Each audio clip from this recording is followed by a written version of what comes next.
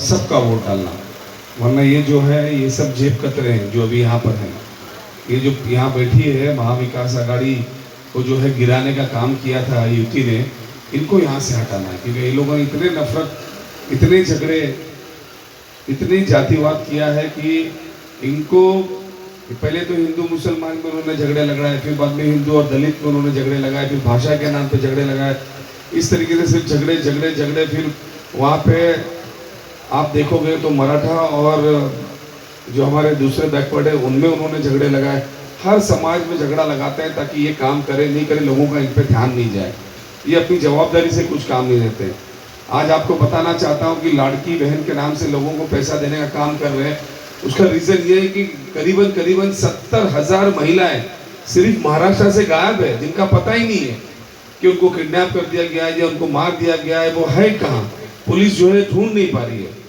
ये हाल इस महाराष्ट्र का खाली मैं बता रहा हूँ कि इतनी हजारों संख्या में हमारी बहनें गायब हैं, उसके ऊपर कोई बात नहीं करने को तैयार है। आज आप देख सकते हो कि महिलाओं का चलना इतना दुश्वार हो गया कि हर दिन 5 से 7 रेप हो रहे हैं। यानी आप अगर अंदाजा लगाओ कि पुलिस की बदली के लिए पैसे लेते हैं, पुलिस भी अपना काम नहीं करती, यहाँ जाती है वहां जाती है, पूरा अफरा तफरी पूरे महाराष्ट्र में मची हुई है। आज एक कितने सालों से हमने मेहनत करके इस ब्रिज की ओपनिंग करने के लिए पूरी ताकत लगाई थी ताकि जल्दी बने, यहाँ से ट्रैफिक खत्म हो। वहां पे भी आके अपना झंडा लगा के, अभी जो माननीय हमारे मंत्री है, खासदार है, वो तो अभी 8-7 महीने भी नहीं हुए, वो भी एक दौरा कह के अपना लेटर लगा देते हैं। क्या मजाक चल रहा है भाई। वो ब्रिज पास कब हुआ था? हमारा जब सरकार थी तब हमने उसको पास कराई, हम उसमें हर 3-3 महीने में विजिट कराए, हम खड़े रहे, दिन रहे, रात में रहे, ताकि काम जल्दी से जल्दी हो जाए। झंडा लगाने में, फोटो खिंचवाने में ये सरकार के सारे लोग जल्दी आ जाते हैं।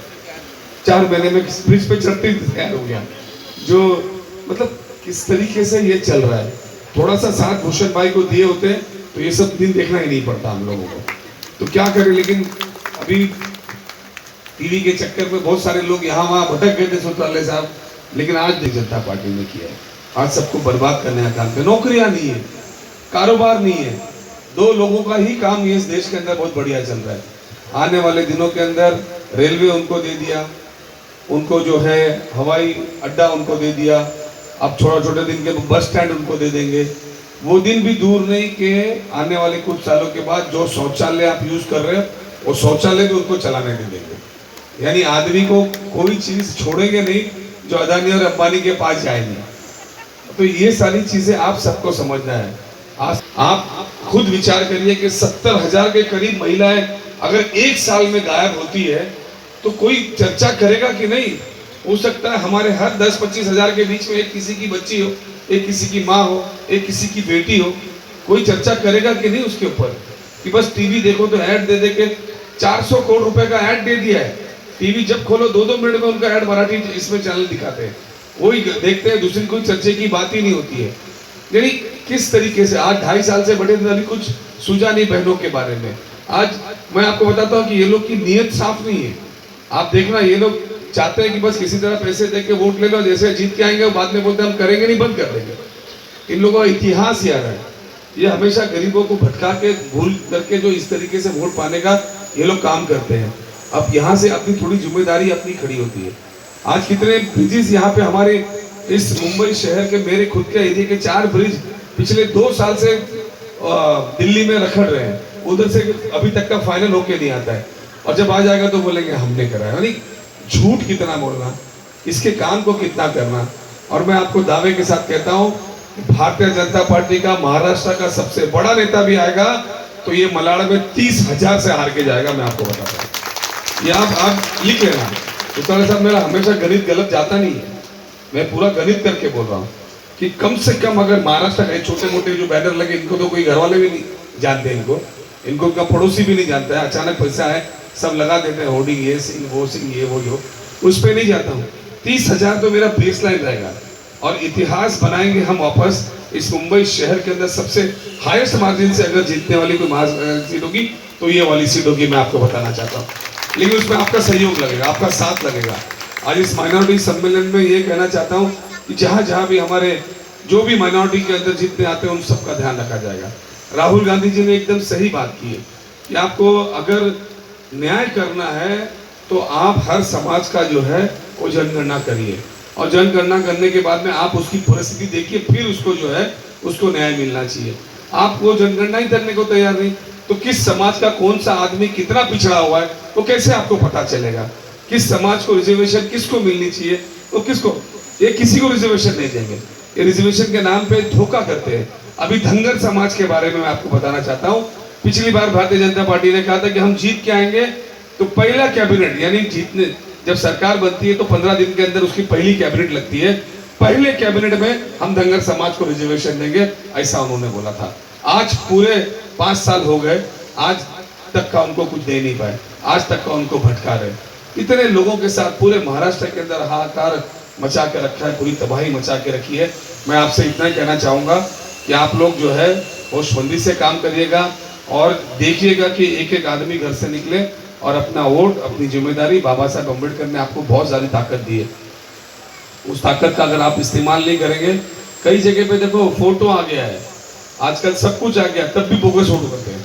कैसे करते हैं? ये वो लोग करते हैं जो सरकार में बैठे होते हैं, क्योंकि वो जो अधिकारी उस पर दबाव डालते हैं, जो पोलिंग में अधिकारी रहता है उस पर दबाव डालते हैं और ढूंढते हैं कि बाबा ये इस तरीके की महिला है, तो उसी तरीके की एक महिला भेज दिया, तो बेचारी बूढ़ी है तो कोई ध्यान नहीं देता है, वोट डाल के उसके नाम से चले जाते हैं। जब वो आती है तो उसको अपना वोट डालने नहीं मिलता है।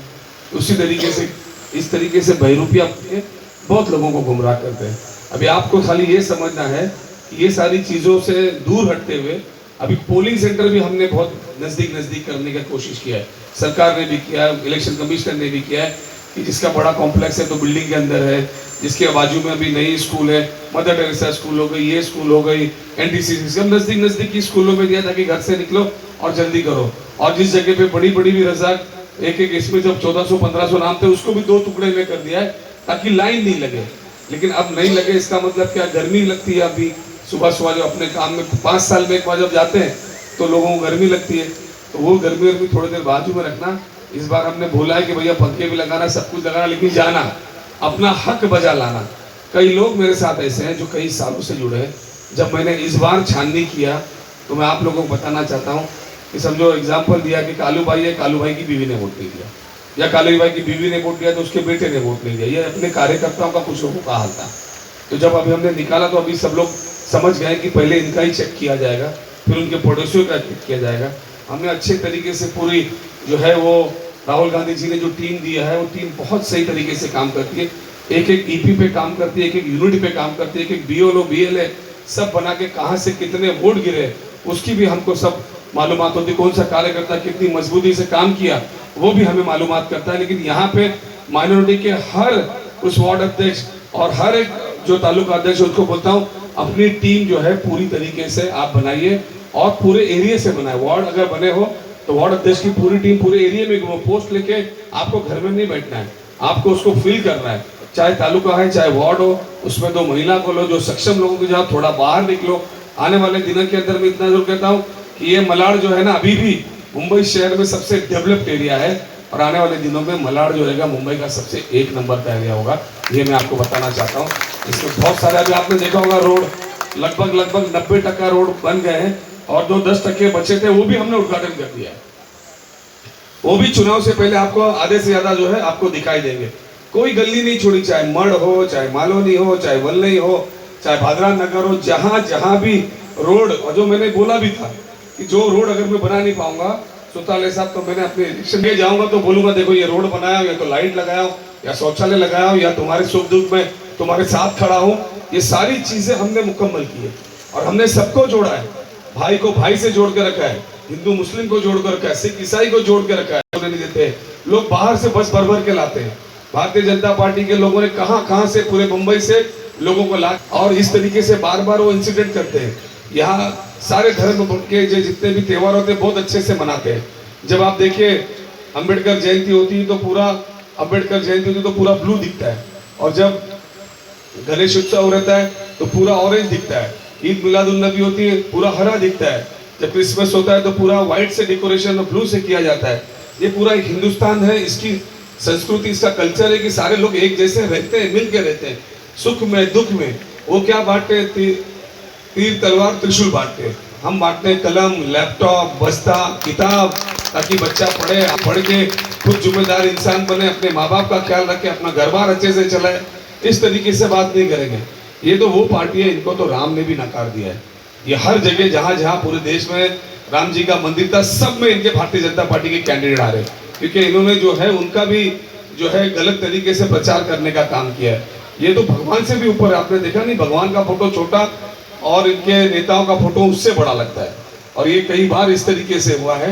मैं आप सभी लोगों को फिर एक बार बहुत बहुत शुक्रिया अदा करता हूँ। सरवर भाई को बहुत बहुत मुबारकबाद देता हूँ कि इतनी अच्छी मीटिंग का उन्होंने यहाँ पे इंतजाम किया।